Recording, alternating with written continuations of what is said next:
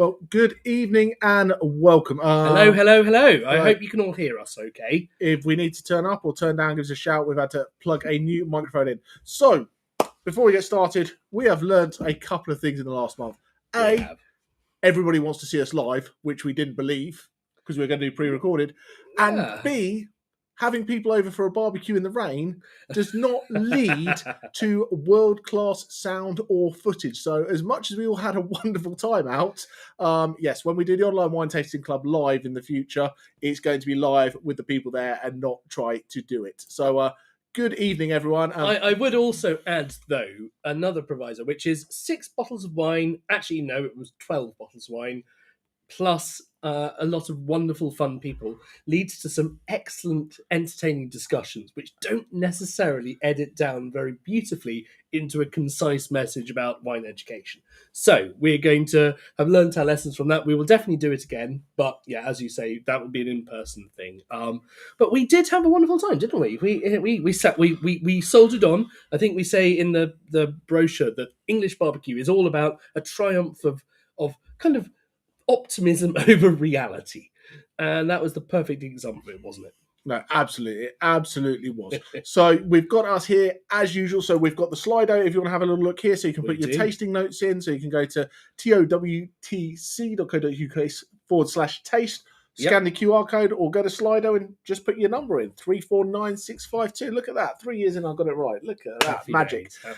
But, so what we're going to do today, we've got 6 wines. Obviously, the wines are all very different from different regions, from different places. So there's not a massive theme on the wine, and it's much more about food and wine pairings and tastings and, kind of all exciting things. Look, Linda's in the chat. Shush you! Oh my goodness! We got to meet some absolutely wonderful people, and I made a bit of a boo boo because I was stressed about recording live content and was meeting people for the first time. Anyway, sorry. I hope you enjoyed the food and had a great time. We certainly did. Anyway, the food was delicious, wasn't it? It was great fun, but it was genuinely improved by the wine. That's what tonight's all about. What wines and food go together. But I did get one little video, which was just an introduction, so you can sort of see the people who were there. So while Jamie is cracking that open... And while everyone else is cracking wine number one open, get a drink and get your tasting notes in, and we'll have a little video. Let's do that. Hello, and welcome to the Online Wine Tasting Club, and a special edition here where we are filming in my house. I don't know quite who had that idea, but we've got some wonderful guests here, and we're going to be doing the ultimate barbecue, or at least what Jamie has assured me is the ultimate barbecue. So we're starting off with a nice glass of rosé, because this is the British summer.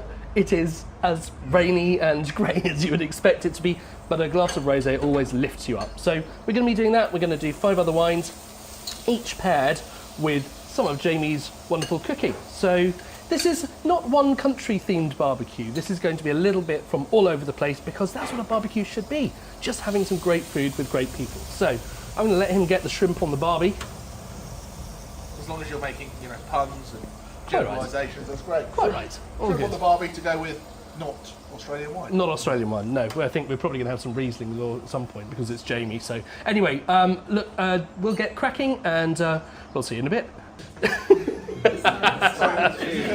Cheers. So that was the wonderful setup before the rain started pouring down in a truly wonderful English style. So, but yes, it was all good fun. So this is an excellent question. So vegetarian alternatives for dishes. Let's do that as we go through. I think that's a great idea, because what we were talking about with the rosé for starters is your predominantly our charcuterie, which is we were just having this with good company, because you don't always need to pair food and wine, but we are talking food and wine pairings. So charcuterie, are there some good vegan alternatives to the salty meat kind of things? So it's an interesting thing, because I think more and more, it used to be like 10 years ago, 15 years ago, getting into wine, it was like, the vegetarian alternative at a restaurant was all the vegetables from all the other dishes steamed and chucked on a plate. And we're now starting to see much more kind of like composed dishes that are coming, good quality. And it's not just the vegetarian option is a bit of steamed broccoli and get on with it. You can And get it's some of the world's finest restaurants now going vegetarian only, Oh, aren't they? absolutely. So, In 11 Madison yeah, in New yeah. York, which has won best restaurant in the world a couple of times, is now plant based, and it's really important to be able to have these options. So as we go through, we'll talk a little bit more about what you can do, because I think a lot of the time people just go, "Oh, something meaty, let's do mushroom." And mushroom is that you Yeah. go, "Oh, that would go with a wild boar ragu. Have it with a mushroom ragu." And there are so many great flavors and vegetables and things out there, and something like this would go really well. With either some pickled vegetables, almost like a ceviche kind of thing. If you've got some carrots, like courgettes, and kind of not dissimilar. Actually, I'm not going to go there because we did the Asian slaw on the next dish. True. But something like that, or there's some really good vegan and vegetarian cheeses out there now. Most cheeses vegetarian. It just depends on the rennet that's used in there, and then obviously you can make a vegan cheese with different milk starters, whether it's almond or coconut or something like that. So this, if you had kind of for vegetarian something, just kind of some just grilled halloumi would be fantastic with this. That you get that fattiness and that saltiness from the halloumi, and then this beautiful freshness from the rosé. Liz has got an excellent suggestion, which is those classic vegetable crisps from Tyrrell's. What a great option! I love that, especially the kind of the courgette ones, which not the courgette, sorry, parsnip ones, which are super, super kind of like wonderful on that side of things. And some artichokes. I think that would be a great combination there.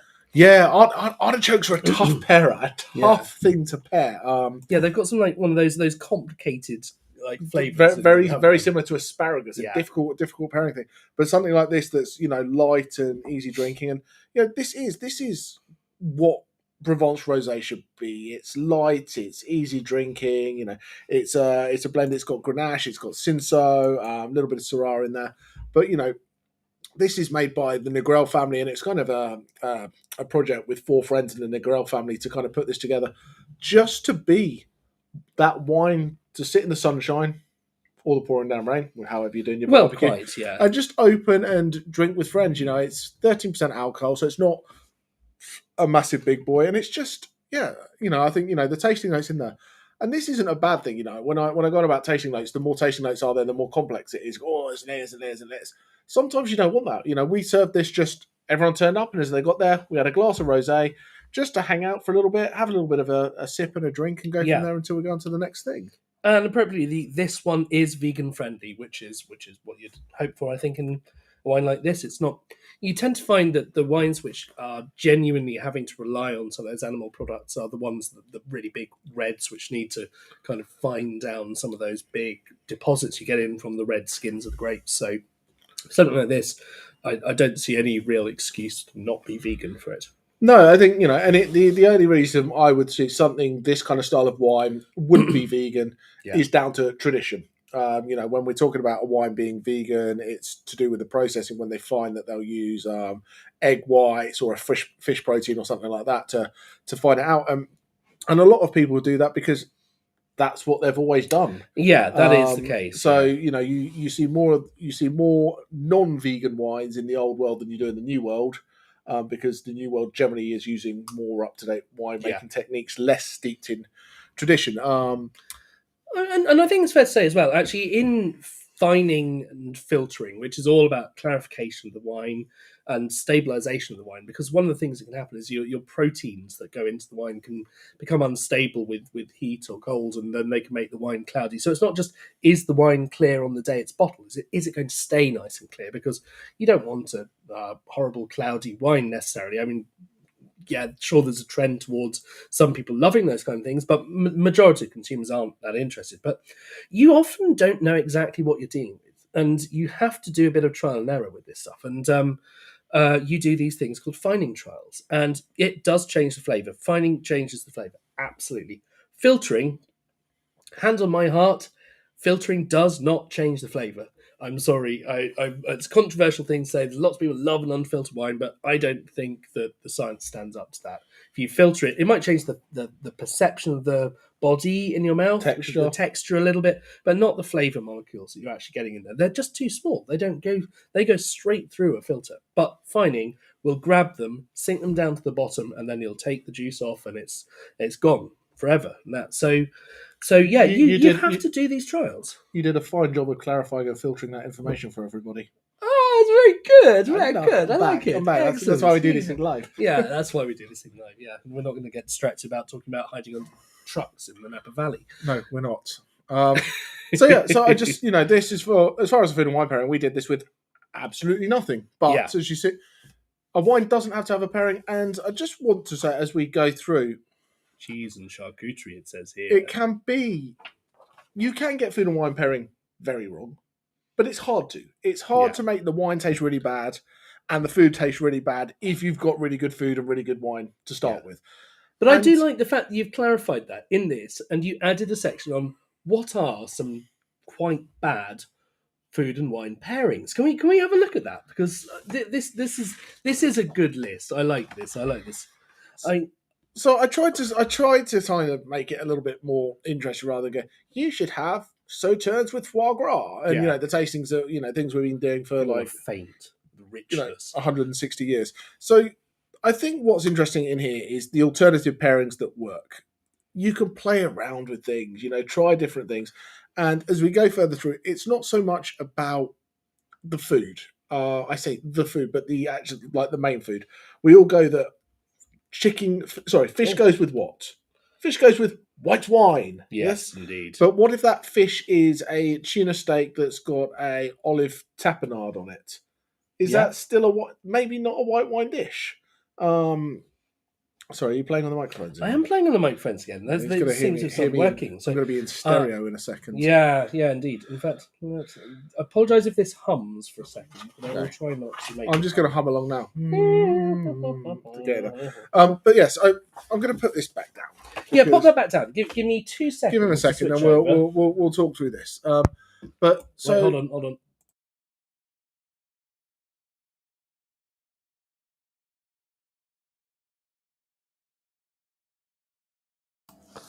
And hopefully that should be middle tech.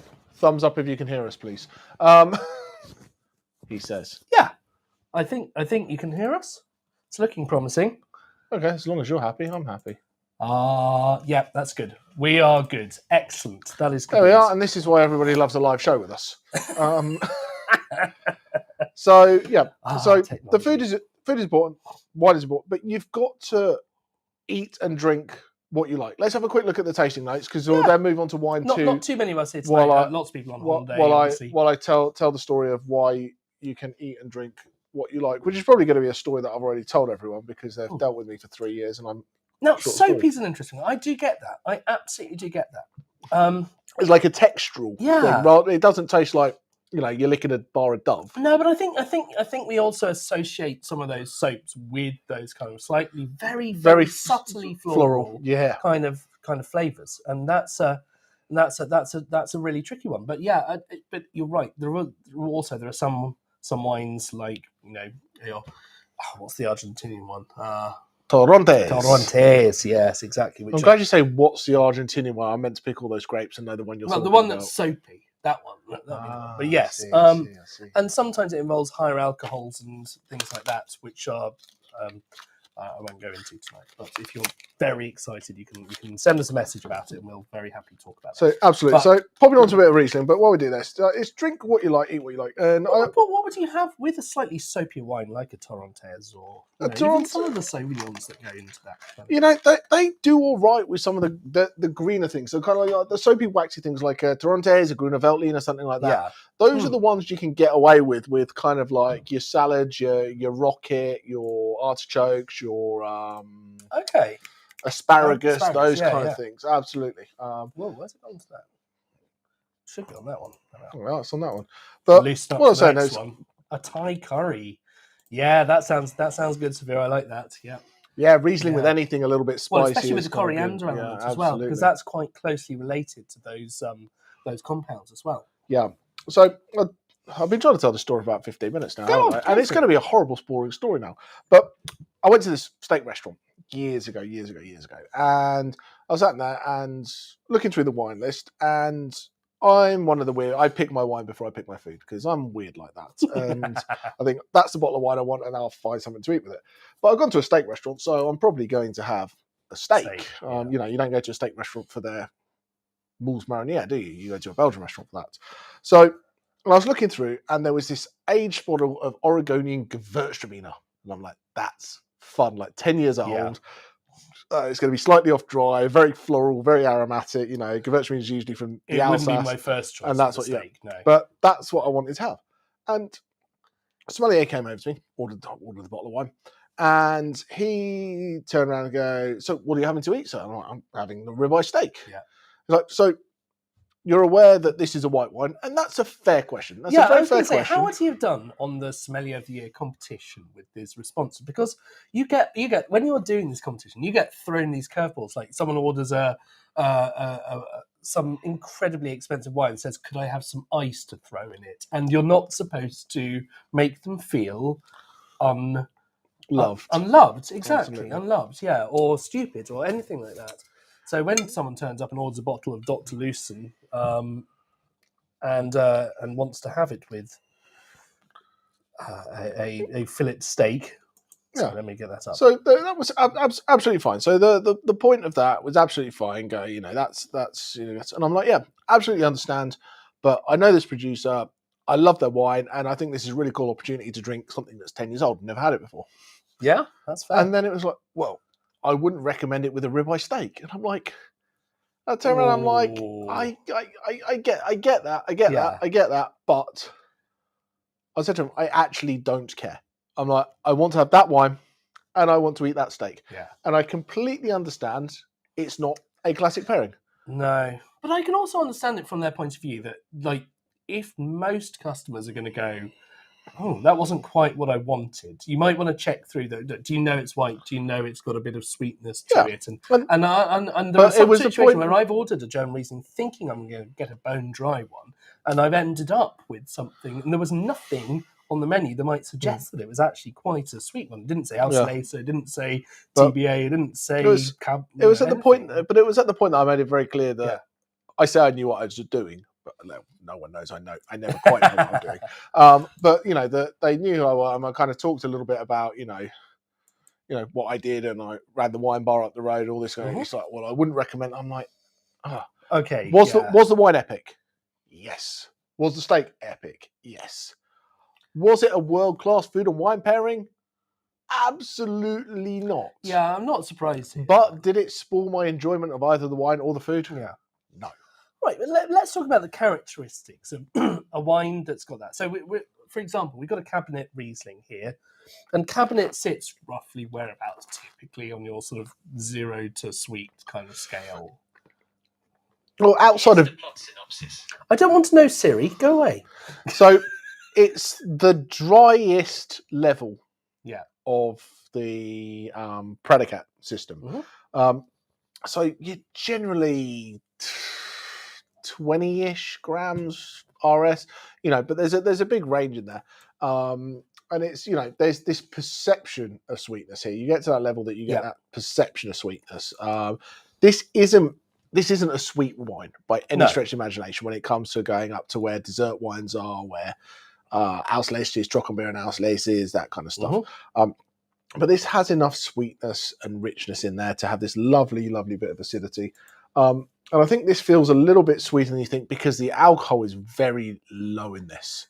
So the alcohol's only 8% in this bottle. It is indeed 8% alcohol there. So therefore, you're going to have more sugar because obviously less alcohol, less sugar has been turned to alcohol, leaving a little bit more behind. But we had this with what do we had this with? We had this with some shrimp and some Asian slaw that had some rice wine vinegar in it, some sesame oil, some soy sauce. So we had a lot of salt. We had some chili flakes in there for a little bit of spice. Is that my Asian slaw? That's your Asian slaw, exactly. Isn't that nice?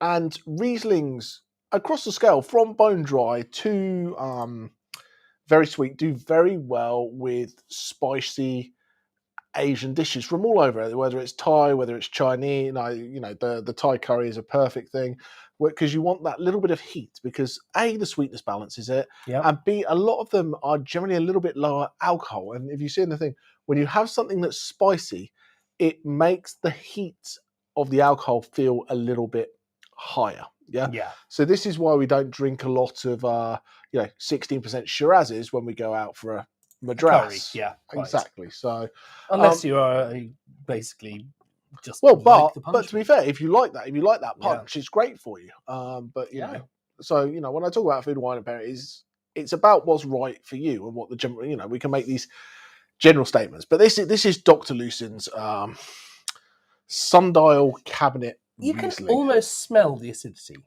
I find that quite impressive. Like Smell the acidity. Yep.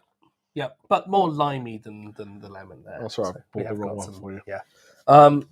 But it is balanced. It's a very pleasant experience. So yeah, it works beautifully with the. This is and this is a huge amount of lime zest in there, beautiful freshness, and this is down in the Mosel, and it is on this. The slopes are ridiculous, really, really steep slopes. So this is the vineyard, and the sundial vineyard is because you can see there's a sundial there. That kind of makes genius. sense. That exactly. Yeah, I see. Really, tough soil to grow in. It's all slate. But what that allows is when it gets cool, that slate holds the it holds heat, but also it holds moisture. Okay. And this is it was really interesting. So I was, how long ago? A couple of months back? Yeah. A couple of months back, I was over in Germany and went to Lucen Vineyard and hung out with Ernie Lucen, who's one of the coolest winemakers I've ever had the pleasure of hanging out with. But if you take a piece of slate, which is absolutely bone dry, yeah, it's quite a soft rock. Yeah, it sort of flakes apart. Yeah, snap it in half. Of course, it's wet in the middle. Yeah. So it holds moisture that allows for these slopes to be really, really steep and tough. And the vines really had to graft to, be able to survive. Everything's hand harvested. Everything's picked by hand because you can't mechanize anything going up there. And if anyone ever wants to ask the question, why does a bottle of wine cost as much as a bottle of wine costs? Go to Germany. Yeah. And wherever you go, whether you go to the Mosel, whether you go to the Ahr, whether you go to, Rheingau, look at the slopes and go, how much would it cost someone to pay you to walk up and down those slopes with tons and tons and tons of grapes, up and down, and crush them and make them into a bottle of wine? I don't have the photo to hand, but when I was over there last summer, I walked through a vineyard while they were doing this process called leaf stripping, actually, where they pull the leaves away from the fruiting zone where all the grapes are to allow a little bit more ventilation so you don't get such diseases forming. You just don't get the mold forming if the breeze can get in among the grapes. And also just allows a bit of heat to come down both onto the fruit and onto the cane, which allows it to then develop more fruit the following year, rather strangely. But they had to do this with a machine that winched up and down this tiny little mechanism which had the leaf stripper on it. I'm used to a leaf stripper which sticks on the side of your tractor, goes up and down the roads and just pulls the leaves off. This was doing it on this tiny, tiny little sort of like a kid's tricycle. It's like Johnny Five. Just going right down the thing. Absolutely extraordinary. The dedicated tools they have to develop. But just amazing the sights you see. The spraying of vineyards is done by helicopters. Yeah. Because it's cheaper to put people up in a helicopter than it is to kind of do it manually. It's absolutely insane. But yeah, this I think is just such a great drinkable glass of wine. In the summer it's beautiful because it's drinkable at 8% alcohol. Yeah. It's got fresh acidity. It's got some lovely fruitiness. This was definitely the sober end of the tasting, wasn't it? Yes, it was. It was the safest end of the tasting as well. Yeah. But I just think absolutely beautiful. And yeah, with the shrimp in there had that little sweetness that pairs well with the sweetness of the wine. And then the spice goes very well with the acidity that kind of cleanses the palate as you go through each time. So yeah. Fun times. I think Riesling's also quite work well with fish tacos, where you've got the slightly, the breaded fish, or the deep fried fish, where it's all sliced up and just it cuts through the grease of those kind of. That's things. another thing, when you have that, it's that fattiness. Yeah. And when we talk about fat in a dish, what happens is the fat, whether it's a piece of cheese or your batter from your fish or whatever, that coats your palate, and it actually stops you from tasting particularly well. You get this film over your taste buds. Oh, we all know we've been there when we've had fish and chips, what and what that acidity does, it almost acts like a squeegee in your tongue and cleanses your palate. So then when you try the food again, it's almost like trying it for the first time again. It's really interesting. I think that's why a lot of people say English sparkling wine with fish and chips is a great combination, because even compared to from cooler regions of France like Champagne, English sparkling wine has incredible acidity and really does cut through those greasier dishes. So I was told a long time ago, like, if you're selling wine, sell wine with cheese, buy wine with apples, because if someone's trying to sell you a glass of wine and they give you a slab of cheese first, are you going to be able to taste that wine particularly well?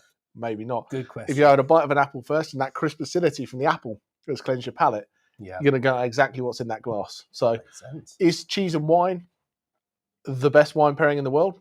Flavor wise, yes, absolutely. Chemically wise, analysing the wine, you've lost half of it. So I wouldn't like to try and do a blind tasting after a slab of blue cheese. I think that's probably a fair way to put it. How about after a slab of badger on the barbecue? I told you, no badgers. But it's off though. It's off. He's off. We're all good. No badgers were harmed in the making of this film. So Riesling cabinets. We're going to be talking a little bit quite soon about wines of Germany in an upcoming tasting and all of the different labels. And this is not the most complex of wine labels that we've seen. So the key parts of this: we've got the nice picture, we've got the producer, we've got the vintage, and this is the vineyard. That's exactly where it is. That's where it all happens. They've got a guest house next to it, and literally where the Dr. Lucen wording is, if that picture followed that, that's where the river is. That's how close you are to the Mosel. Their guest house on the left, like, you just get up in the morning and just see that it is absolutely beautiful. Absolutely beautiful. So Velena Sonnenhöhe is the vineyard. The Sundial Vineyard. The Sundial, and Riesling, the grape cabinet, the style, which is this drier style of this quality stuff. We then got the Predicatswein.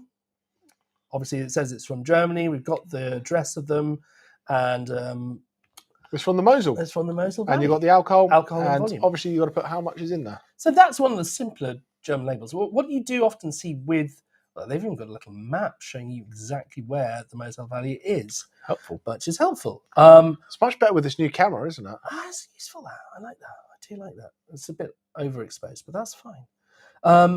It also says VDP Grosse Lager Mosel. Do you want to give us what that one means? Oh, we're not going to wait till we do Germany. We're going to do Germany and wine law in October. Okay, October. So we've got a couple of months to wait. We've got Spain next month, then Germany in October, and we'll do all things wine law. If I do it, all right. Yeah. If I do it now, people won't tune in again.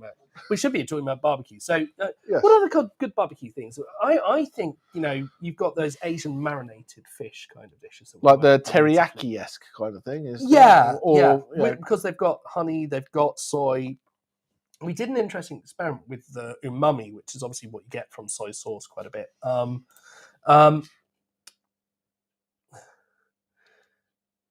Sorry, I'm just suddenly looking through the comments. Sorry, I hadn't realised I had notes. So you can see better now.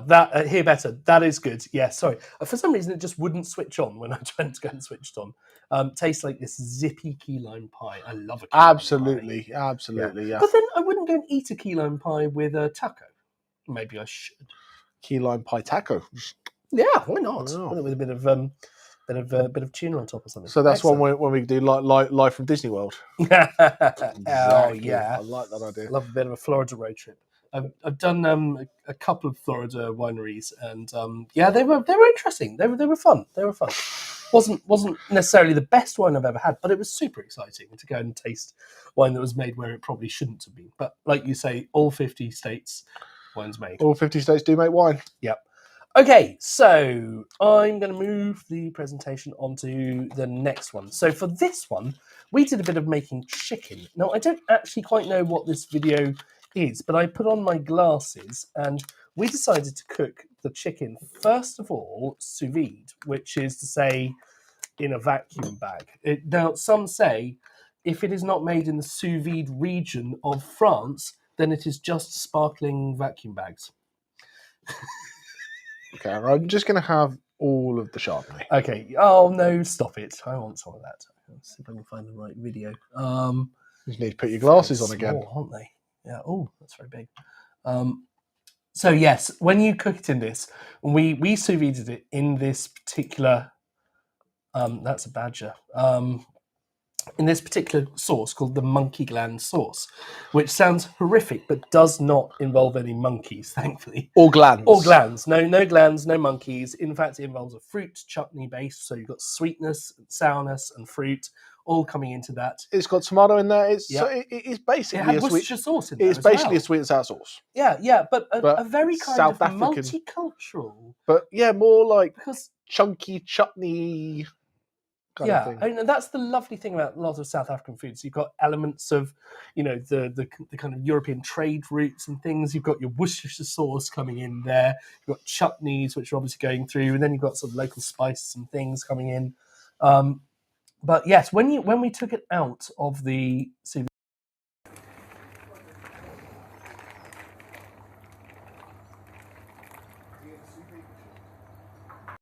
But yeah, an awful lot of juice came out of the chicken and also your marinade. So we boiled that down to make a slightly stickier, rich Almost like a sauce, glaze. like a kind of glaze. And then of course we just finished it off on the barbie to just give us that nice, beautiful sort of outer sort of crunchy, crispy coating, which I think is a really important part of the texture.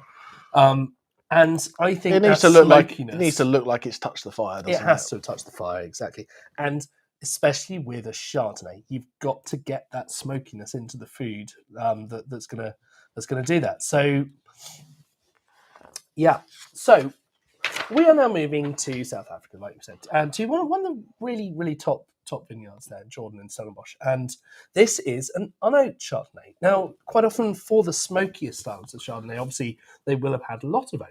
And I think so this was exciting. Yeah, Chardonnay's fun, and they do make an oak Chardonnay. So Jordan make an oak Chardonnay. They make Merlot. They make Cab. Bottle. They make all fun stuff. Have you got a glass I can pour some in for you? I'll tell you what, I do actually. Yeah, I know. That's why I give you two glasses. I'm a lovely man like that. So based in Stellenbosch, they make oak Chardonnay. They make lots of different styles and just really well made wine. It ticks the vegan box. It ticks the I don't need to say it ticks the vegetarian box. So this is kind of a Chablis-esque kind of feel to it, but it does have a little bit of Lee's aging. So you could be forgiven for thinking. Yeah, it saw a little bit of oak to it. Yeah. Because you got that. But I think that was our big discussion, wasn't it? Was that how does it taste when it's only been in stainless steel? How does it have some of those characteristics of the classically sort of barrel aged wines, but more like a kind of an older neutral barrel? They might have done a bit of micro oxidation. They might have just introduced a little bit of oxygen into the wine to help bring things together. Or they could have put some apricot yogurt into it. But actually, that's an excellent tasting note because it's got the richest style of fruit from the fact that Stellenbosch is warm. It's warm. It makes big Cabernet Sauvignons. This is not a Chablis. That's it's got similarities. But here they're growing it on the southeast slopes rather than northern facing slopes, so away from the equator to try and keep that cooler thing. They pick relatively early, and it's an interesting thing because I talked with the winemaker and we tasted through a fair few of his wines, and I remember that my key moment from that interview was we're talking about Sauvignon Blanc, and I say Sauvignon Blanc is like one of the grapes that really showcases difference depending where it grows. The New Zealand Sauvignon Blanc is different to a Chilean Sauvignon Blanc. That's different to a Loire Sauvignon Blanc, and then I say that's different to a South African Sauvignon Blanc. And the what do you mean, South Africa? It depends where it comes from. Here in South Africa, there, and I'm like, well, obviously, you're proving my point here. Yeah. But I think as we go in, we sometimes forget about the pure size of some of the New World countries that we talk about Australian wine or Argentinian wine or South African wine without really thinking about regionality as often. Yeah. You know, when we talk about Italy, we talk about Piedmont, and within Piedmont, whether it's, you know, Barolo or Barbera, if we talk about Burgundy, we get all excited about it being 2 yards one way or the other into a different, and then we go South Africa. Yeah, but like It's- hand on heart, that's for me. That still is one of the most crazy things about South Africa. Is while it's a huge country, the wine growing region is minuscule, and you've got arguably more variety in this small area because of the effects of the Cape sort of winds that come around. It's stuck out right into the into the middle of absolutely nowhere. Well, it's amazing, and so, you can be one temperature here and hide behind a bit of a hill and be 15 degrees warmer. It's completely different, yeah. And when you go over this sort of inner range of mountains, you're in the desert, absolutely in the desert. And you could be in Australia. It's got that kind of outback sort of feel to it. But yeah, in Stellenbosch, it's pretty warm. You get a bit further close, it's lush and green and just wet and salt. It's a lovely place. Did you know I went there on honeymoon? Yes, you've We're mentioned actually planning on going back there, hopefully next Are we? year, because it's, well, I am. Oh, Yeah, no, I'll ask the wife if you can come, a for our different 10th anniversary. Feels like we're Hey, feels like we're nearly our Naomi, my 10th darling, anniversary of would this. you mind if Jamie comes with us on our 10th anniversary trip to South Africa? Oh, we're inviting Naomi now, are we? This has got awkward live on YouTube. Awkward, doesn't it? Right, anyway, Never on that mind, note, should we go to an interview?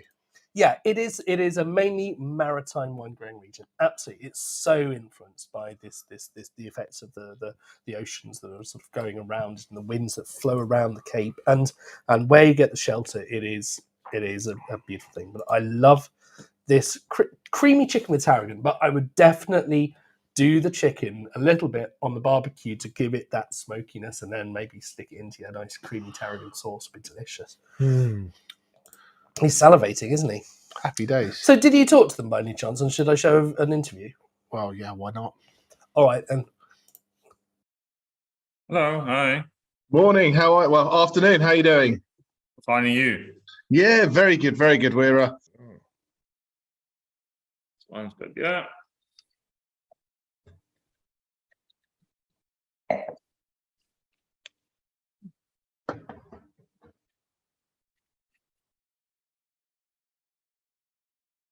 So we make quite a few different Chardonnays, unwooded, wooded, 9 yards, which is really lots of wood. So unwooded is one of our earlier ones that we bottle, and we're busy moving over to the 2022 now.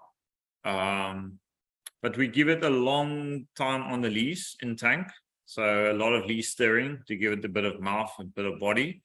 And some people ask me, are you sure there's no oak in it? Because almost get that characteristics of a little bit of oak on the taste. It's got lots of the lime, zesty freshness, and it's one of the pros of being a farm that's quite high up and cool. You get this nice cool climate Chardonnay characteristics from your Chardonnay. I don't know what it tastes like on your side. You can tell me.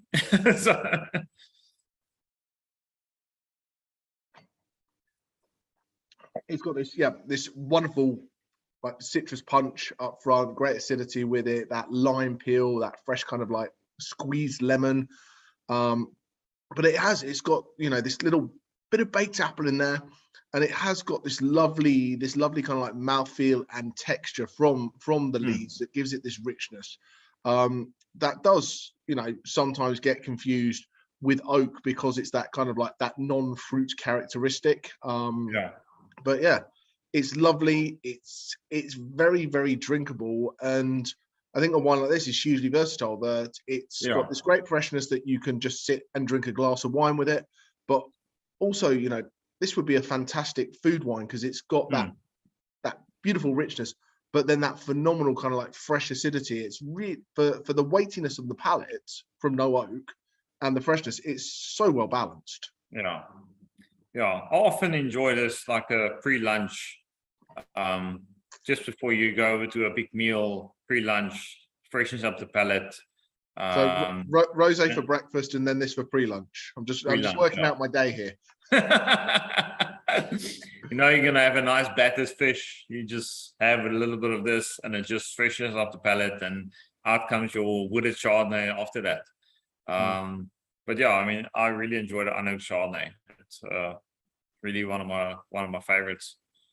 It's a go-to wine because you know what you're getting. It's very drinkable, and this is the epitome of the glass of wine for someone who goes, I don't like Chardonnay. I'm like, well, drink this. Let me promise you that you will like Chardonnay. You will like Chardonnay because it's not overly linear like a Chablis and just like that. This, yeah, it's a wine for everybody. I absolutely adore this wine. I think it's fantastic. Yeah. It's really, really good. It's really a wide spectrum. We call it a spectrum wine because it appeals to a lot of people. And we've converted a lot of people that if you say Chardonnay, you think, oh, wood splinters. I'm going to char this piece of wood now. Yeah. And you give them this and they go, oh, this is amazing. And there's no wood. It's just fresh, but it still tastes like Chardonnay. And so it appeals to a lot of, and a lot of to the feminine side as well. I mean, women are not allowed probably to use a woman or man terms anymore, but a lot of the feminine side, they don't enjoy a Chardonnay because it's always overwood or it's quite strong.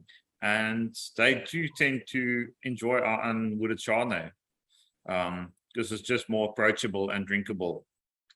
And I think, approachable and drinkable is good, isn't it? Because if it's approachable and drinkable, people will have more of it, and therefore that's a win-win for everybody, isn't it? Yeah. Sometimes you look at wines that they're so either overly oaked or overly tannic or over the top, and you have half a glass that you're like, I'm done.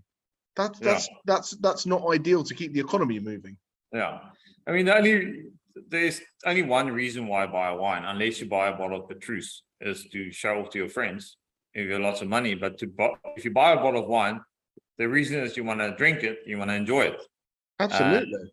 So that's Annex Chardonnay. You buy it because you want to drink it now. Thank you so much for your time this morning. Absolutely insightful. Some amazing wines, some great stuff to get to our guests to find out about. And yeah, if you are over, give me a shout. I'll come and pick some grapes with you if you need a hand. I'll definitely pop in for a tasting. I'll just organise with Leslie and she'll organise it. That sounds great. Cheers. Thanks for your time. Speak soon. Well. Bye. All right. I love how that switched to red Chardonnay at the end of that. That's a very, very clever trick. Good party trick. Classic grape. Classic grape, the red Chardonnays of Stellenbosch. Oh. Speaking of switching to red. Switching to red. Well, let's have a look at the tasting notes. So, again, we've got lime. Apricot, it's certainly got this richer tropical fruit coming through to it. I massively preferred this with the chicken, which is interesting because I think the fruit's quite prominent on it, and the monkey gland sauce with its chutney fruits, that really, really helped balance it. So there, where you've got the two fruity flavours, you think it would come together to overpower, but actually they just kind of match a bit. But I think where you've got this as a very dry style, but you've got fruit flavours in there. You have the sweetness from the monkey nut, and also we use chicken thighs, which have inherent kind of like that sweetness about them. That it brings that flavour out and adds. Basically, you take the fruit flavour with the dryness, and you add the sweetness, and you get the sweet fruit flavour that you expect. Which is what you expect, which makes it makes it work. Yeah, I mean, it has got reasonable acidity to it. It's not like boom in your face acidity, but it's good acidity, and I think, like you say, that's helped by the fact it's grown on those north-facing cooler slopes. But yeah, very cool. I think some of the South African Chardonnays. We did the Takara one last year. Absolutely. Oh, that was stunning. That's still one of my favourite go-tos. So if you want to get some of that. Well, it's certainly a good place to go to. Did you know they have a Michelin-starred restaurant on the slopes looking out over Table Mountain, right down the Stellenbosch? No, you never mentioned that. But at the risk of being repetitive, there are just so many amazing producers in the Stellenbosch Valley. So go get yourself a local tour guide who's going to take you around there. the value is just off the charts when you're out there. It's obviously a lot worse when you come over here and Jeremy Hunt gets his hands on it all. But yes, it is a spectacular place to visit, and it is excellent value to visit as well. It's a very enjoyable wine, but I do think it was much better. This was one of my absolute favourites with that fruity chicken. Absolutely, and this showcases the wine by itself is lovely. Yeah, the food by itself was lovely, but this was the point where the two coming together, the food elevated the wine, and the wine elevated the food to make an even better experience. And that's what the food and wine pairing is about when you get that right. Wine by itself, great. Food by itself, great. But the two together, you know, and I think if you just had the food by itself, you would have gone, yeah, that was nice. But the two together kind of elevates, and that's the joy of when you know you've got a really good food and wine pairing that you go, yeah. Do you know what I think would have worked better as well with the food is if we'd used bone-in thighs. I think we should use bone-in thighs because then you get all of that. Sorry, it's not your fault. It was my chicken from the freezer.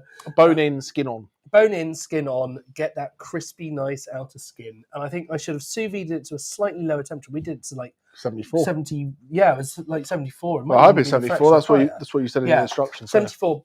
I might have knocked it down a couple of degrees, but then obviously the temperature does rise. If you haven't got a super, super hot barbecue, then it's going to penetrate further into the center and warm that up. What you really want is just like almost like a kind of searing heat that's just so incredibly hot. It crisps up that outside bit, but leaves the middle bit at the perfect temperature. So if you haven't got a super powerful barbecue, we were busy using the smoking side, which is powerful for smoking brisket. We use the gas side. I think, yeah, we could have done a fraction differently, but that's all the joy of learning your cooking equipment, isn't it? And all of that stuff. You mean you didn't do 3 trial runs before inviting everyone around to do a film for the Online Wine Tasting Club? No. Hell, I didn't have enough chickens. Mate, you can't say that.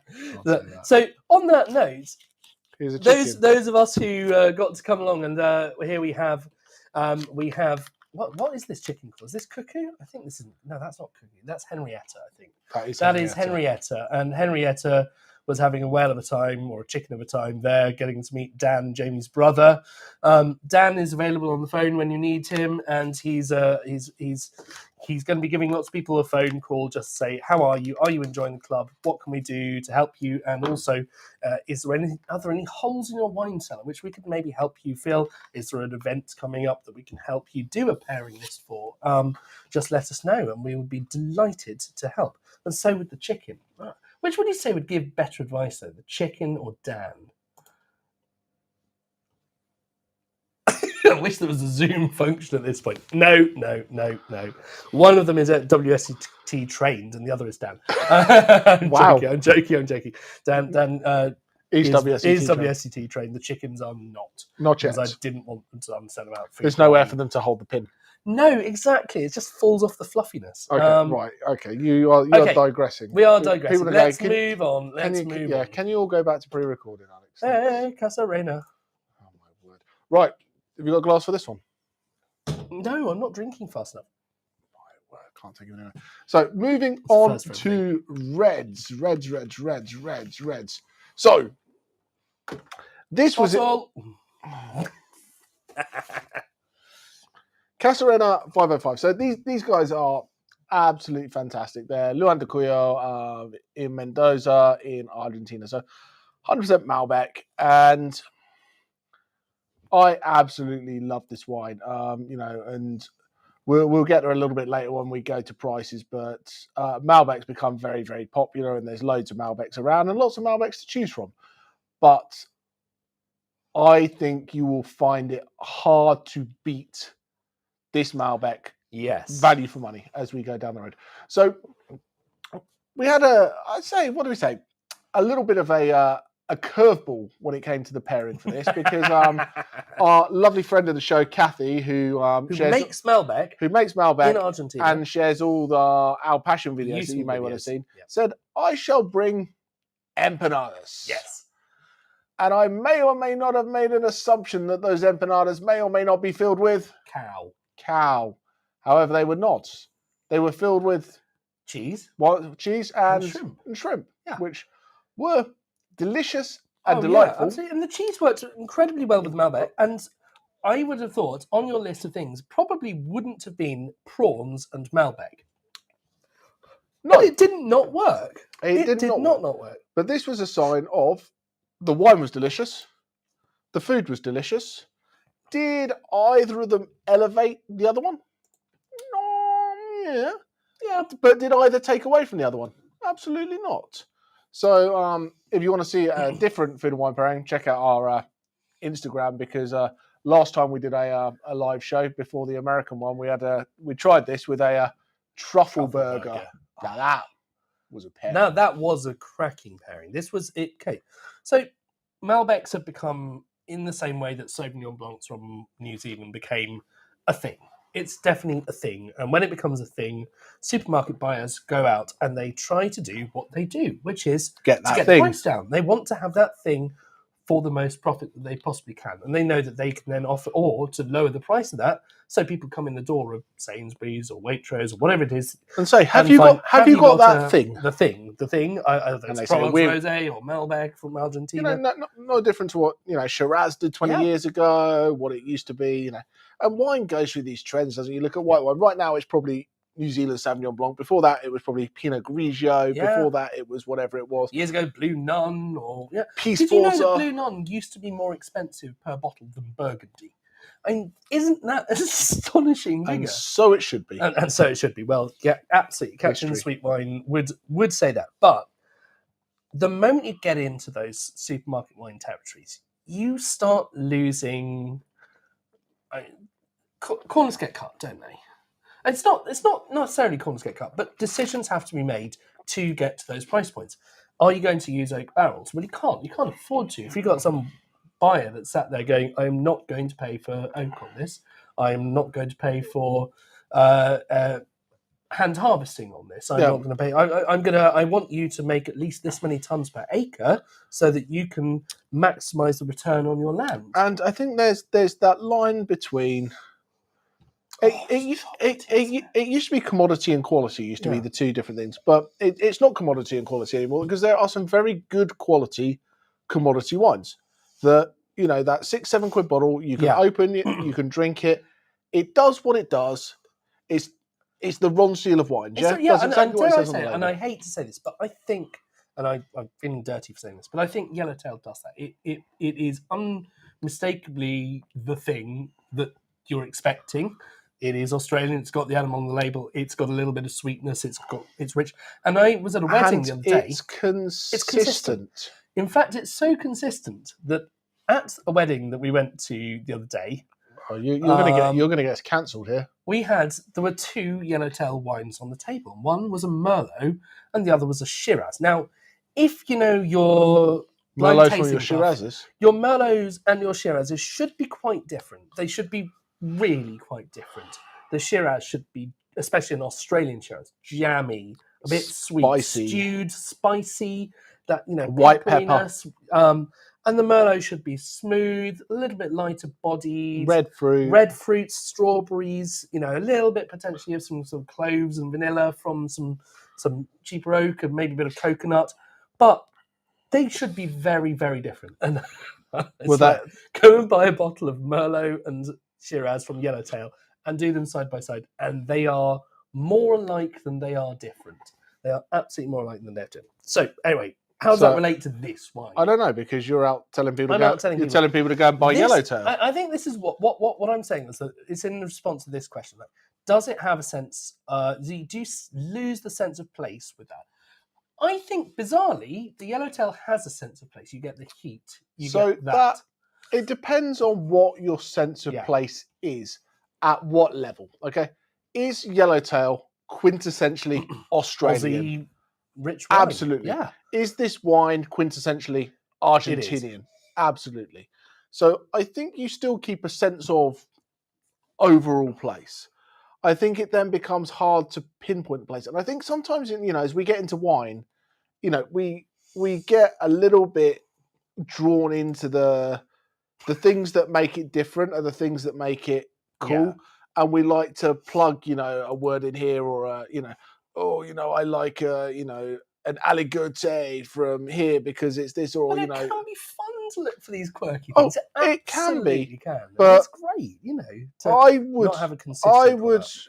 for 99% of the wine consumers out there, what is the sense of place of Saint Emilion versus Saint Estèphe? You know what I mean? What is the sense of place of, I don't know, Von Romani versus Vougeot? Do you know what I mean? Yeah. Like, unless you've drunk all those wines all day, every day, to put that sense of place on that is very, very difficult. It is difficult, yeah. But I think that this has definitely you could tell this is an Argentinian Malbec. It's got that characteristic, but I think so. What it might lose in terms of is it absolutely differentiated? This is like we did that cool altitude series. It's not okay. I can super tell this is a super high altitude one, but it does what it does very well, and it's got some good winemaking in there. So I think go back, With and care. at some point you're going to have to tell us to stop and get on to the next wine because I'll keep doing this. I think it's a sense of differentiation. Okay, if we lined up 15 Yeah. Malbecs like this of this quality at this price, Yeah. it would be very difficult to put a finite difference between a lot of them, especially Yeah. if you, That's definitely Lujan de Cuyo. if you tasted this one this week and go which one was this, and you did the same tasting next week. Yeah. However, if you did, a high altitude vineyard from here that's got a bit of cab blended in, and then a medium altitude vineyard from here, and then something from south or something, and you go, okay, I get why this wine has this, and this sense of place is what gives it this terroir. That's important in more premium, when you go into premium wines. Okay, a Salta wine should taste like this, and a Lujan de Cuyo should taste like that, and a Ultaria should taste like this, and a Tupungato should taste like this. It's probably not necessarily going to be at this point where you super find it, but not all wines have to be like that. I think this is just a very well-made classic Argentine Malbec. Sometimes you just want want the thing. There is nothing wrong with being, every now and again, the Carlsberg wines. Oh, it's a bit better than that. But you know I know what I what mean. you It's mean, like, but yes, I know exactly what I'm going to get. It's not scary. I can buy a case of it. I know my mates are going to like it when they come round, and I can open it for anyone because they're not. I'm not opening this because they won't appreciate it. Stuff. So yeah, I think that this is very accessible, drinkable. There's got to be more places for wines like this. But it's made by real people. This isn't bulk juice that's come into the country and it's not being blended. And this is an excellent point. Typicity isn't a bad thing. In fact, it can be deeply annoying when you don't have typicity and you're trying to work out what the heck this is. Blind tasting is like, California's like, they're trying to make it in an old world style. I'm like, don't celebrate what makes your place your place. I like it, and also I wouldn't like to encounter it in a blind tasting. And it's a bit, I get what they do. It's called to be quirky. It's called to do your own thing. And I get that. But I did that one for the sake of doing it, doing these meaty, earthy, Rhone-like Shirazes or Syrahs rather from the Petaluma Gap, cold and wet compared to a lot of California, and utterly unrecognizable as California wine. This is recognizable. It's got the typicity. This is an Argentine Malbec. They use oak in this. They do make it with. But what's interesting about these guys? So these guys, this is their entry level. They do a load of cool single vineyard projects. So they make wines that have a sense of place and a sense of vineyard, and then they bring the stuff that doesn't get into that into this blend. Yeah. And it's called 505 because that's the address for the winery. So you can go find it. Yes, you might have been wondering that, but yes, that's just the address. Yeah. So they have the single vineyard projects where they can stand out and go, this one's from here and that one's from here, that's one's here. And then the stuff that they bring out, the stuff that, when they go, we're only going to make this many bottles of this, they'll have some juice left over. And rather than sell it out for bulk wine, they're still proud enough of it to bring it in and still put it under their own name and create a blend that is typical of the region. So you can say this is the blend that's typical of the region, but if you like something that's more irony, you want the one from that soil. If you want one that's got more spice, you want the one from that soil. No, that's cool. So this showcases the family style of winemaking, and then you can go out. It's almost the one at the center of the spokes of the wheel, and you go, if I want to go one step that way, I want to go one step that way.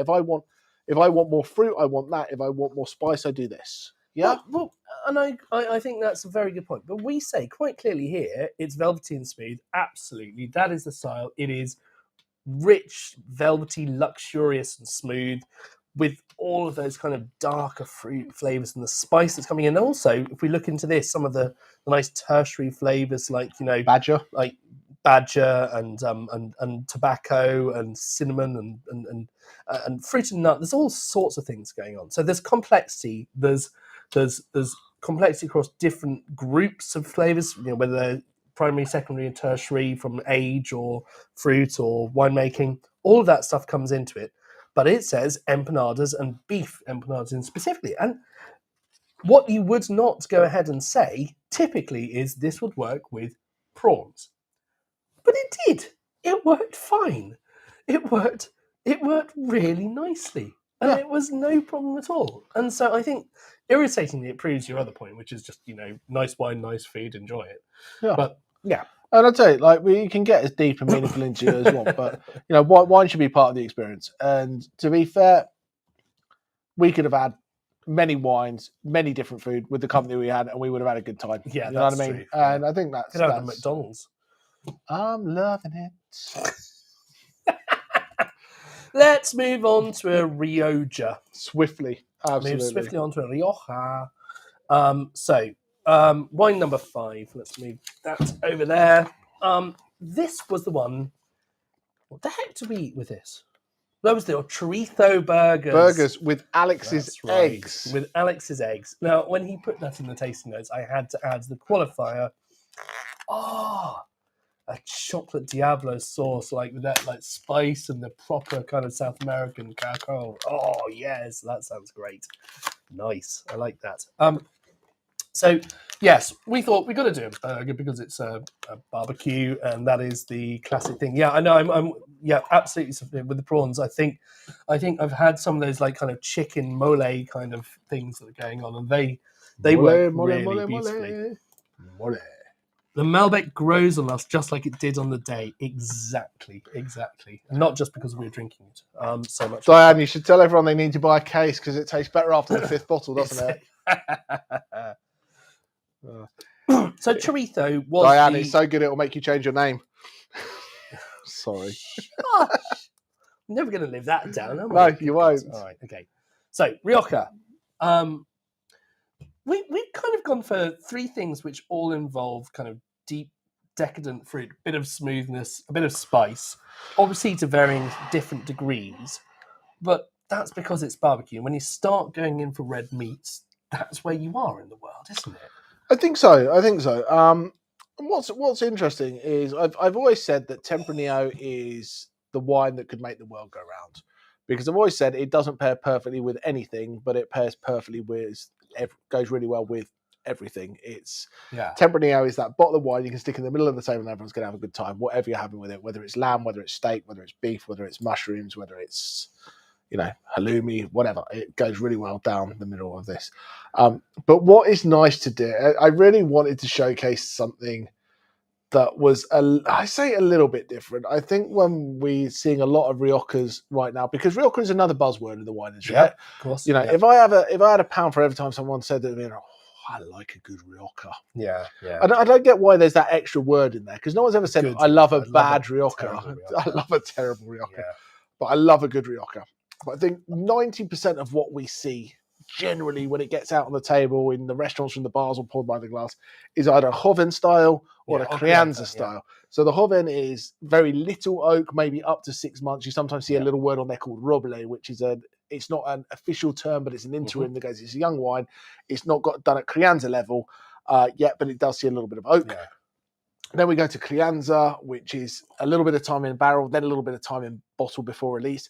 Then we go on to the Reserva, and then after Reserva, we've got Grand Reserva.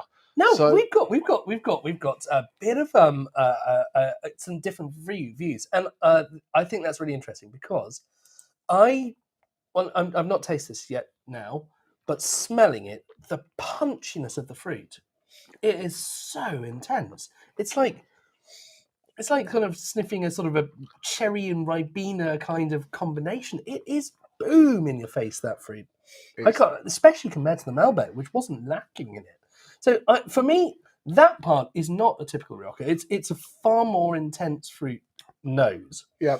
So I just for Running the Sophia's mouth. for Sophia's point here about moving away, that there's classic Rioja with the Yeah. American oak, and then there's the new age Rioja with the Bit of French, French oak or no oak or Bit of concrete or single something kind like that. of regional single Um, vineyard areas coming in. I get it, and I Yeah. get people want to go for this kind of like sense of place within Rioja and almost like a Burgundy-esque kind of feel to it, that it's Yeah. comes from here.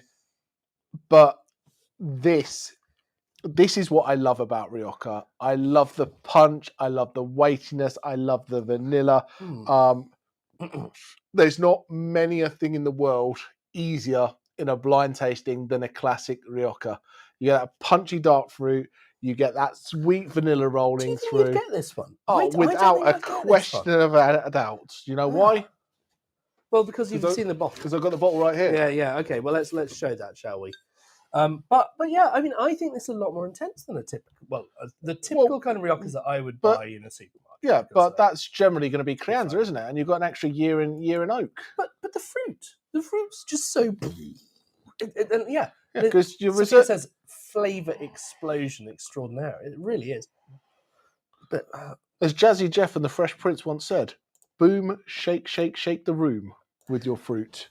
okay, and I agree. I think this is now this. I think the Malbec was mine up to this point in the previous when we did it live, but I can't remember. But yeah, it's very cool. It's very cool. So this is a reserva. It's that older. It's 2018, 14% alcohol. I can't quite see what this is saying at the moment. There we are. Okay, serve at 16 to 18 degrees. Some Spanish. Okay. Okay.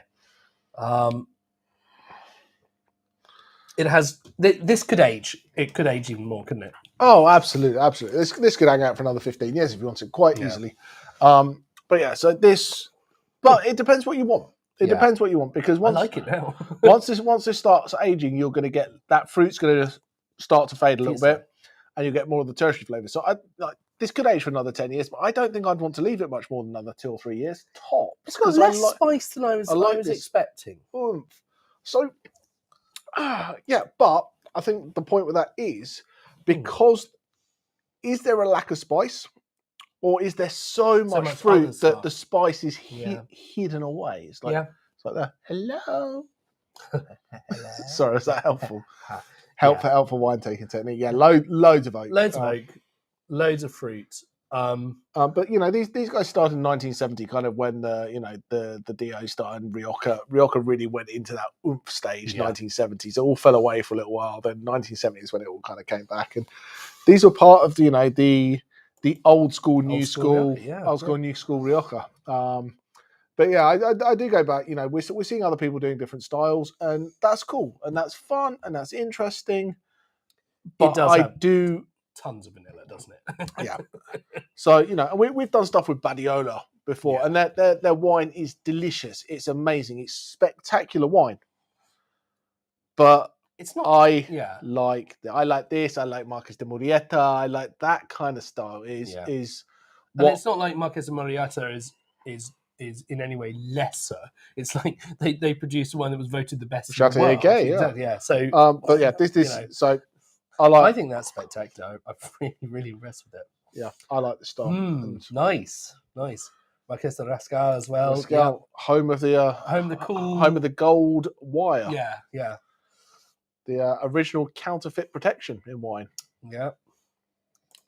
Have they not got a very cool winery as well? Am I getting that confused with somebody else? I might be getting that confused. There's a lot of cool wineries in Spain now. Yeah, they do. Yeah, they do. They've got a very nice. But okay, so we've slightly glossed over one point, which was that we were going to be doing vegetarian pairing options. Oh yeah, because we've just spent half an hour shouting beef, haven't we? We have basically just said beef. And guess what's going to be next one? Beef. Okay, so where do we get to? So we talked about Riesling, And recently we talked about, the Asian dishes, and just anything that's out there. Chicken pad thai can get changed to bean sprout, mung bean, that kind of stuff. And Asian food is absolutely fantastic at translating into vegetarian. You can change anything out for tofu or bean sprouts or whatever. So there's a lot of vegetables. So we don't need to worry too much about that. There's lots of options there. Then we went on to the Chardonnay. Yeah, the Chardonnay the and chicken. chicken. Yeah, and chicken's a tough one because it is its own cool thing, and it's got this kind of almost like nuttiness. But vegetarian, if we go pescatarian, that with kind of like fish, like a Dover sole or something like that, would go with it. And monkfish maybe, or is that a bit too? Well, we were originally going to do monkfish wrapped in bacon. That was a original concept, and then we realised how much a bit of monkfish was costing in this day and age. Well, that's true. But if we're going truly vegetarian, what can we do? Something like a cauliflower steak. Oh, nice. But would that not equally go with the Cabernet and things like that? Well, once again, it comes down to what you do with it, doesn't it? So if you do a cauliflower steak, and then you did it with like almost like lemon beurre blanc kind of thing, lemon beurre blanc cauliflower steak, maybe a little almost like red pepper, like coulis kind of thing. That'd do really well with your chicken, your smokiness. And then if you want to go the other, when we go into those bigger, heavier meats, you do that, and you do richer things. You do it with, like butternut squash or awesome vegetables or something like that to give that richness. I think a key thing for me for when I've done vegetarian dishes with a wine like a Malbec is actually to get into a really good red wine sauce with it, and that can. If you do that, really and I think a lot of help when you go into those richer dishes. We talk a lot about mushroom, because mushrooms is a get agile free card, isn't it? Because it's got mushroom, it's got meaty flavour, but aubergines, nuts can be your friend. Yep. Walnuts are really good because you can just toast them up and get a load of flavour, and you don't have to have walnuts chucked or anything. They do really well run through things. You can do a potato gratin with walnuts in, that will give you that kind of. Sophia's agreeing with me. That's right. I just like so basking in the glow here. But yes, sorry, you're right. The protein of those roasted nuts can be absolutely exquisite. But do that. Run that through some dauphinoise potato. Oh yeah. But vegetables do well. Like, you can cook vegetables down for 7.5 years to make an absolutely fantastic, deep, rich vegetable stock that you can then just thicken up with a little bit of corn flour, and that goes with anything. You cook that down, vegetables, red wine, a little bit of corn flour, just all the way down to, and just make sure you start with a dry pan, nothing in it, and get all the vegetables in there first. So it chars first, then add, if it's vegetarian, add a bit of butter. If it's not vegetarian, a bit of oil, and then just kind of add, your water in there a little bit, loads of seasoning. Use your spices, use your bay leaves, use your paprika, use plenty of salt. Intensify those flavors. Cook it down, and you can make as good a gravy with vegetables if you've got the time, because they need the time. You've got to caramelize the vegetables first. You've got to get that to be able to pull that flavor out. And always get your umami in there, as well as your roasted skins. You can bring in through a little splash of soy sauce, or even just a sprinkle of MSG powder. Don't say that. But or even Worcestershire sauce can help bring that umami as well. But that was right. I was correct. This is the astonishing winery of the Marqués de Riscal, and we have two people who've stayed there, so that's fantastic. Marmite is another excellent source of umami, and I completely agree with that. I had a lot of time to you until that point, Sophia. Now we're done. Marmite. How can you hate Marmite? I mean, the worst. I think you can only just go, I don't like Marmite that much. Like, I think they should have it. It's like, do you love Marmite or do you only like Marmite a lot? Then I think that's a fair advert. Marmite and gravy, yes, absolutely. Yeah. So if you don't want any gravy on your dinner, that's Rioja. That is Rioja, isn't it? It's extravagant. It's fun. It's bombastic. Cool. It's bombastic. It's great. I love a good Rioja, and this is who doesn't? Nice. Who doesn't? He's gone back to that phrase. I love a good Rioja. Did I tell you that? So was it just me? In fact, no. Did I tell you about the time I used to have a Rioja on my restaurant wine list, and we had a buzzing day and sold out of all the Rioja. and I put a Ribera de Duero on in its place. Didn't have time to change the list. Like, we're just offering this instead. Yeah. And I had this, and for those who know, Rioja's made with Tempranillo. Ribera de Duero also made with Tempranillo. And I said, really sorry, we're out of the Rioja, but I've got this lovely Tempranillo from Ribera de Duero. Do you want to give it a try instead?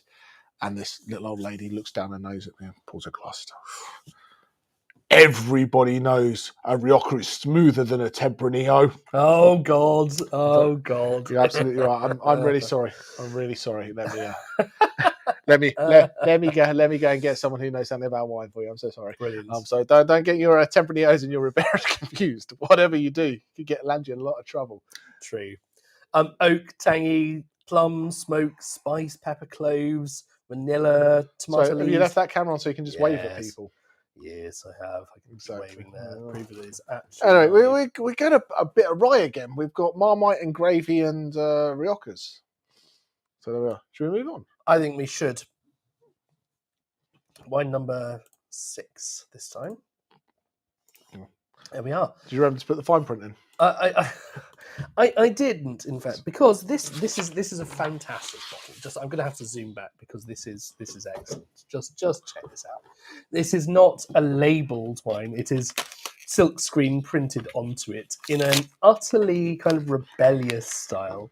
This is the antidote to modern day Napa Valley Cabernet Sauvignon wines. We are not talking about how fine our art collection is. We're not talking about how expensive our winery is. We are just going, this is us. This is our wine. So for those of you who have known us for a while and know of our previous Tring Winery project, these guys are everything we wish we could have grown up to be, aren't they? It's like we find cool wine from cool plots, make it in an unassuming little garage, and make great wine for great people. No pretense, no messing around. Go out, spend a bit of time in the vineyard over the course of the year, guiding the growers. Say, look, I love this. Could we possibly, do a bit of a green harvest now? So let's pull off a few of these grapes and increase the intensity of what's left. I know that means we're going to have to pay a bit more for those grapes because you've got fewer of them. Let you control those kind of things. We've got a deal for Liz Knight. We'll just send her the empty bottles. We'll do a deal on the empty bottles list that we've repacked. Buy it for label. Yeah, £8.50 just for the glass bottle. Bargain. But this is just under the Californian appellation, as it were. It's not a Napa Valley. It's not a Sonoma. It's not a one of the sub-regions of the Napa Valley. It's not anything particularly. So fancy. a little bit from Central Valley, a little bit from Lodi, but the idea is they can get grapes that are available that taste great that are at the right price. It says Cabernet Sauvignon on the label. It does have a little bit of Merlot and a little bit of Petit Syrah in there. So I'm going to have to angle this, but it says good people, good times. Is that not kind of what we've been banging on about all night as well? But an expression of our love for music, art, creativity, joys of humanity, and that's food, cooking, a barbecue is about humanity. It's about friends coming together. It's about creating something, everyone throwing their little 2p's worth in. Hey, look, I've brought some sausages with this. I brought this pepper. I brought along some Padron peppers to the barbecue we did a couple of nights ago for my the night before my brother-in-law's wedding. And I brought along apparently the only set of Padron peppers which were only the spicy ones. I didn't realise that existed. Only 1 in 20 of these is super spicy. Oh, I've got the spicy one. Hold on. So have I. And so I accidentally stitched up everybody the night before the wedding with super spicy Padron peppers. But there we go. You didn't bring any Padron peppers for my birthday, just a bottle of Barolo. I did just bring a bottle of Barolo. Yeah, that's because I've been here trying to synchronize videos to see if I can get anything out of it at all. But I could enjoy 2 bottles alone of this. It's just fabulous, isn't it? This is everything Californian wine should be. It's joyful. It was so good, I forgot how to drink. You forgot how to drink. Then your drinking problem started. Yeah. It's bold, it's drinkable, and this comes back to, it is quintessentially Californian, isn't it? It is. Really it's is. Not, it's not trying to be a Bordeaux. It's not trying to make you get confused and think, I could think. It is a celebration of what it is. And that makes it go with equally bold, unapologetic food. Yeah. So what did we pair with this? We had this with a little beef brisket and a world-class macaroni and A cheese. world-class macaroni and cheese. Okay, says he. Says the you know, American. says the American. Yeah. Yeah. And a little homemade barbecue sauce. The homemade barbecue sauce. Yeah, and a bit of a homemade chimichurri as well. No, chimichurri was. No. I zhuzhed up all the stuff. Yeah, but you did that for the empanadas, and then I did it for the empanadas, and then it's said, like, it's so good, I'm going to stick on this as well. Pairs with everything. And a bit more. Hey, as it says in my description, If in doubt, add all of the chimichurri. other bits from the barbecue that you got left over. Bit of Asian slaw, a bit of chimichurri, a bit of mac and cheese, a bit of barbecue sauce. Happy days. It was kind of a was smorgasbord with a bit of brisket slapped on the top, wasn't it? And to be clear, the brisket we accidentally rushed it, and we should have done it lower and slower, and with more Jack Daniels. But What, on the brisket or in us? both. Why not both? Why not both? But it's a lovely thing. And I forgot that was definitely us by the end of the tasting at my place. So, yeah, it's right. Okay, let's go into this. So, first of all, what makes this work so nicely with something with brisket? What do we coat it in? Sugar, Sugar, salt, sweet, spice. Yeah. And this is big, rich, velvety. So the sweetness matches the sweetness. Yep. It's got boldness that picks up with the spice. Only 13.5% alcohol, so it doesn't get overly hot. Nope. And it's got, as much as its richness and velvet, if you do the acid test, there's a lot of acidity in this that will cut through that fattiness in your brisket.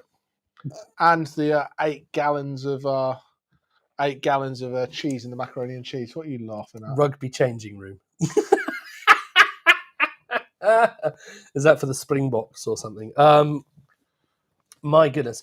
But we don't have any rugby talk. That's on this. definitely a tertiary flavour, isn't it? I went to Twickenham on Saturday, and there's very little rugby played. So,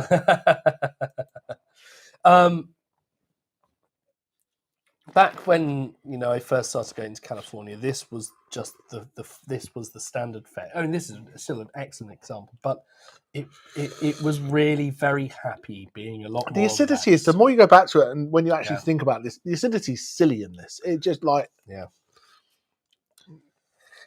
Now, when we talk about Californian wines, I think it's important to say they are allowed to do some things which you are not allowed to do in Europe. Call it wine of California. That's one of the things for sure. But they're allowed to, for example, splash a little water into the press, like when you've got to wash it. You've got to wash it off, so you can reduce that acidity while keeping the incredible succulent developed fruit flavors which have happened because the grapes have been hanging on the vines for a good long time, or if they're in the Central Valley, they've been hanging there for 2 minutes. And still 18.5% alcohol. And it's still 18.5%. So you can reduce that alcohol a fraction. It gets done. I'm not saying it's necessarily fully allowed, but they do that. They can use helicopters for drying crop, and they can do a lot more acidification after the wine has been, the grapes have been harvested. So they will take the same rough kind of acids that you get, like largely tartaric acid, and they'll put a bit of tartaric acid back into the wine to make it mouthwatering. Now, you could sit there and you could argue all day long about why that's a bad thing and why natural acidity should be better. Do you think Bordeaux producers are completely avoiding that in a particularly ripe year? But there's a question about that. Right? Let's take it away from wine. Anything else? Do you add things to improve it? Your food, if it needs a little bit of sharpness, you might add a bit of vinegar or a bit of lemon juice. Well, yeah. So you make dinner in a restaurant, yeah? Yeah. A chef does not just take the piece of chicken, put it on the grill, turn it over, put it on your plate. No. He adds salt, spice, acid. And while it might not be sexy, you might think you're tasting only the provenance of this piece of lamb. It's the reason it tastes fantastic is because It's the £10 purely the £10 of butter that's gone into it. It has 10 pounds of butter. It has And cream. It has 3 kilos of salt. and a good old spoonful of MSG on it. So it's nowhere near as high intervention as that. But you do intervene in California. So winemaking. there's a question. Absolutely. So this is probably we're going off at a tangent here as we do. Do you think that should be all right? Just label it. That you can say, how there's no extra added sulfites that you put in it. You could say no unnatural acidity, or have to put, if you add tartare, put it on and let the consumer make the choice if they want to have that. But also, what's weird, that says Cabernet Sauvignon on the bottle. Yeah. Okay. You don't have to whack if it's Merlot and the Merlot on there, the Petit Syrah on there, if you don't want to. No. So labeling's probably for another time, because I could get on my high horse about what wine labels should be about. We are locked up downstairs, aren't we? Yes. Good. Okay. Sorry, I just thought I heard a door slamming. I think labelling in wine is a really interesting thing, and there is a big movement certainly in European wines to label every single thing that has been added to the wine or used in making the wine, even if it's not there anymore. And the problem is when you start seeing these things written down, they can sound scary. Like, that you pop a little bit of an enzyme in at the time you crush the fruit, just to help pull some of the beautiful characteristics out of the skins, in the same way you would for jam making. It's not there in the final product, but you use this enzyme to help remove it. Oh my God, my wine's full of pectolase or whatever it is. It's not. That probably gives you a worse headache than sulfites. And especially from a world where the wines have had, nothing on the label other than Cabernet Sauvignon and California. Yeah. So, wine of USA. I think they've come up with quite a nice happy compromise, a middle ground, which is that there will be a link or a QR code for you to go and look at everything that has been used in the wine, and it's then up to you entirely. But equally, it's not there in your face to make you worry, because you do worry. You see something, it's like, what the flipping heck is that? Yes, and you don't want the wine to be processed as like this processed food thing. It's not. It's fundamentally grapes. But I think there's got to be. This is too late at night for this. There's got to be a difference between understanding what a natural wine is and what a not natural wine is. Oh yeah, or a clean wine. Yeah. Hashtag. That's so should we have a little last look at the tasting notes? Yeah, let's do that. And I think then I should remind you that in front of us we have some lemon and some salt and one of your children's cheese strings. Look at that. That's beautiful, isn't it? A perfect combination of primary, secondary, tertiary flavours and rugby changing room. Lovely. Excellent. So that's got to be a good wine, I think. And that I think was my favourite of the night. And remains it. Do we want to pop it up and see what everybody else's favourite of the night was? I don't want to bias it because there were some excellent wines in there. I think this is it's a bit of a tough one, isn't it? Because all these wines are very, very different. Yeah. And I think there's the conversation we had, the right wine for the right occasion. There's some that I would prefer if I was just drinking it by itself. Yeah. Some go with this, some go with that, some with the other. So it's kind of tough to pick a favourite. Like all of mine, given the right situation, would be my favourite, if that makes sense. But for me, apart from Riesling, I mean, you hate Riesling. Yeah, it's not my thing. Yeah.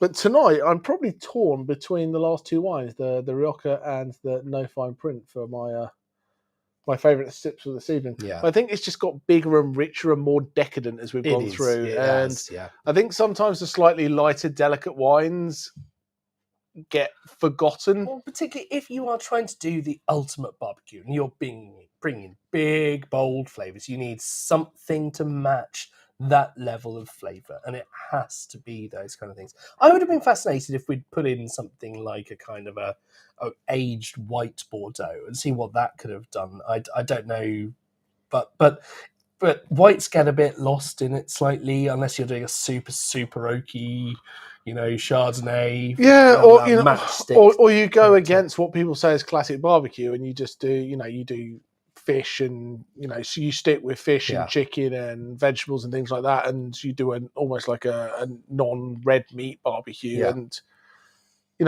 you pick. I think sometimes you go, well, we're doing barbecue, so we've got to do red wine, which is sometimes weird because we do barbecues in the summer, and we're meant to drink red wine in the winter when it gets colder. So it doesn't. It doesn't get much colder than it was the other day when we were sat outside in the rain. But yes. I think the final things I'd say is, it's not about the exact food. It's about the things that are in food. If something's overly heavy, a little bit of a lemon will bring out some flavors. Salt will bring out flavors. If you've got something that's got a lot of fattiness in it, you want to have a wine that's got high acidity in it. Yeah. If you've got, a spicy food, you don't want your wine to be, well, you can have it as you want, but it will make the alcohol feel higher. And then also, if you've got a very full flavored food, make sure you've got a full flavored wine. Otherwise it will get lost and you won't taste it. The rules of food and wine pairing are more like guidelines. Absolutely. Sorry. Absolutely. But it's about eating and drinking what you like. And hopefully, you have a little look through the booklet and there's just some handy hints in there, a bit of guidance. And if there's something in there that you completely, where I go steer clear of this and you think Sangiovese and a tuna salad is your new favorite thing, go for it. Go crazy. Just don't invite me around for dinner. Yeah. But before we show the results, let's talk through about these component things, because we've said on page 3 of our little thing. If I bring that camera back up just so I can point at the bits that we're talking about, but oh god, that looks a bit like your face there on the side, but it's not. So this bit at the bottom here, which is our guide to, if you do this, this is what happens. So if you have, I'm going to have to put it stable so it focuses. People should have the thing to be able to. They've got it in front of them, haven't they? Yeah, but, so you can bring it back to me. I can bring. Well, you just want to see your face, don't you? No, okay. I just want. Oh, that's better. But if you have sweet food, the wine seems, and then we start to go into these things, and how does this all work? Like, what is actually happening? I mean, is it? It's the perception on your palate. So the wine doesn't magically change. Yeah, No. It's not like, oh, I've tasted this. So it's the kind of the combination of things. So if you take the spicy food, the wine seems more alcoholic. Yeah. So the wine is still the same. Okay. So your gums I think have changed. Yeah, I think that's the thing that's important is the wine seems. So different people will have different reactions to each thing. Some people are very sensitive to salt. Some people are very sensitive to acid. I know people who you get a squeeze of lemon in their water and they don't want to touch it ever. And then I know people who will lick a lemon and think it's quite delicious. Yeah. So we're having a quite tannic wine here. Yeah. And they often say salt and acidity to kind of balance that, or a little bit of fattiness. We can't. I mean, I suppose we could do that, but you can have a bit just with the salt. Bit of cheese. Your tongue does water a bit more as well instantly, doesn't it? Yeah. Just like the acidity.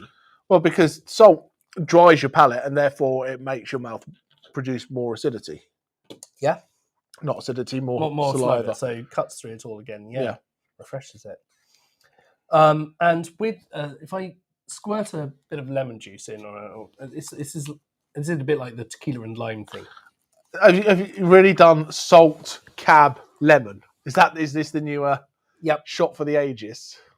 I wish I could go back to Cancun, but I can't. Salt, cab. Okay, the lemon flavour overwhelms the cab, but the tannins are just definitely lower. So I think the point here is not about lemon flavour. Yeah. The point here is about the acidity and the feeling on the tongue rather than the flavours, and how it changes the flavour of the wine. Is it more pronounced fruit? Does it dull the fruit down? Does it, so with that, sweetness. I think that's it's very much a perception one, isn't it? And sweetness is always like a combination of what you've had previously. Yeah. If you have a dessert and it's quite sweet, but you then have a big mouthful of like Coca-Cola and then go back to the dessert, it doesn't taste sweet anymore because it's less sweet than the drink. Yeah. Yep. So it's the perception of where you are and how it changes the environment of your palate. It's like moving the goalpost, isn't it? So you're suddenly, well, you thought that was sweet, but now suddenly, no, I've got a new target for what sweet actually is. And you go back and like, oh wow, that's quite sour. Yeah, absolutely. Oh yeah, it's not sweet at all. And that's the thing. If you took something like take the Dr. Lucen Riesling, yeah? Yeah. I think it's a good example. Some people had a sip of this, they go, oh, that's quite sweet, yeah? Yeah. If you had a bite of chocolate cake, Yeah. and then went back to that, you'd be like, oh, what happened? That's all acid. Because the sweetness would be so low, because it's so low in that compared to the chocolate cake. But if you have that after having a lemon sorbet, sorbet, no sugar, just lemon, frozen, basically like a frozen lemon water, that would taste horrifically sweet. So same wine, would taste very, very different on two different things. Yeah, it's great, isn't it? Isn't it fun? Isn't it fun? I think my message is just go explore. Just have a bit of fun exploring, seeing what you like, what works together, what doesn't for you. And everyone's taste buds are different. Don't feel bad if other people don't agree with you, because it's all very like what you personal. like, and that's the thing. People like different foods, people like different wines, and therefore are going to enjoy different combinations. And that's the main. I think that's the Some thing people of love an it. espresso, some people love a mocha.